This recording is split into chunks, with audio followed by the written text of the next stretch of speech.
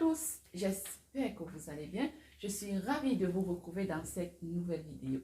Et dans la vidéo d'aujourd'hui, nous allons parler de comment vivre une relation à distance, de comment gérer une relation à distance et de comment réussir et bien structurer sa relation à distance. Écoutez, pour pouvoir réussir une relation à distance, premièrement, d'abord, il faut se poser la question, combien de temps va durer cette distance? Je m'explique.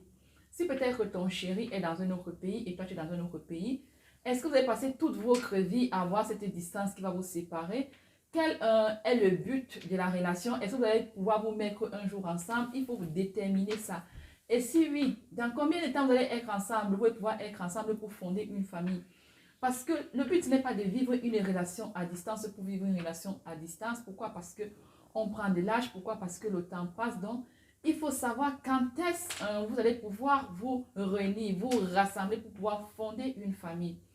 Deuxièmement, il faut voir le comportement soit de ton partenaire, soit de ta partenaire. Est-ce que le partenaire s'investit dans la relation ou bien est-ce que la partenaire s'investit dans la relation? Parce que dans une relation à distance, il faut que les efforts viennent des deux côtés. L'homme et la femme doivent faire des efforts. Lorsque un fait plus des efforts que l'autre, ça ce n'est pas bon, c'est un. Lorsqu'il y a trop de communication quelque part, la routine s'installe. Donc pour éviter la routine, il ne faut pas qu'il doit y avoir moins de communication, il faut aussi qu'il y ait avoir trop de communication. Cinquièmement, pour réussir une relation à distance, c'est lorsqu'il y a la confiance. La confiance, c'est aussi la base. Parce que si tu ne fais pas confiance, soit à ton partenaire ou bien soit à ta partenaire, tu n'auras pas le cœur tranquille. Tu vas te poser la question, est-ce qu'il est en train de me tromper? Est-ce qu'elle est en train de me tromper? Il est avec qui? Elle est avec qui? Et cela va mettre le doute. Et lorsqu'il y a le doute dans une relation, ça va apporter que des disputes, des chamailles. Il faut beaucoup de confiance dans une relation à distance. Une relation à distance n'a pas besoin des reproches. Par exemple, tu peux faire de la reproche à quelqu'un, mais ce n'est pas tout le temps. Parce que quand tu fais la reproche à quelqu'un tout le temps, la personne aura l'impression d'être ton enfant. La personne aura l'impression que tu le négliges, mais tu le dévalorises aussi ça. Parce que lorsque tu prends quelqu'un, que c'est ton chéri ou bien c'est ta chérie, il faut comprendre que tu dois lui donner du respect, tu dois du respect et c'est que tu prouves que la personne est à ton niveau et que c'est la personne que tu veux faire, soit de lui ton homme, soit d'elle ta femme, pas lui faire des reproches. C'est vrai quand même que c'est pas toujours facile de vivre avec quelqu'un sans faire des reproches.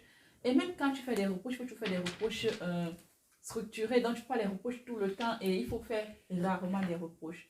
Une relation à distance a besoin de complicité. La complicité joue aussi un rôle. Vous allez me dire, Lola, comment faire alors de la complicité avec ton homme qui est à distance, si c'est là.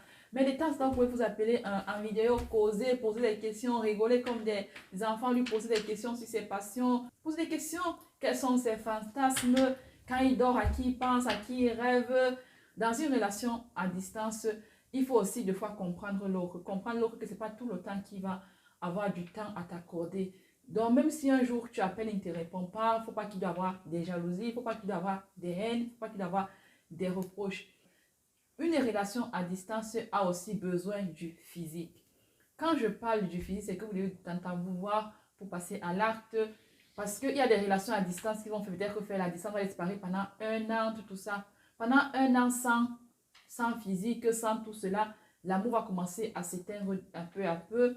L'amour va commencer à disparaître peu à peu. Donc la relation à distance a aussi besoin de chaleur, de physique. C'est tout cela qui va donner la relation à distance.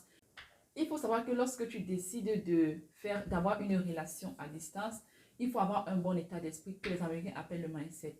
Parce qu'il faut avoir le cœur. Parce que ce n'est pas toujours facile quand tu es loin de quelqu'un. Ça fait des mois et des mois que tu ne l'as pas vu.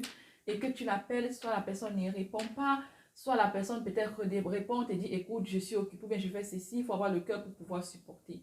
Je sais que ce n'est pas facile. Je sais que ce n'est pas évident. Il y a toujours la jalousie, les doutes, avec qui il est, avec quelle est. C'est ça qu'il dit dans la relation à distance, il ne doit pas avoir de la jalousie. La jalousie n'a pas de place dans une relation à distance. Voilà pour cette vidéo. J'espère qu'elle vous aura parlé. Et merci d'avoir regardé cette vidéo jusqu'à la fin. Je vous invite à me mettre en commentaire vos idées. Comment faites-vous pour vivre votre relation à distance? N'oubliez pas de commenter, liker et surtout n'oubliez pas de partager et vous abonner dans ma chaîne.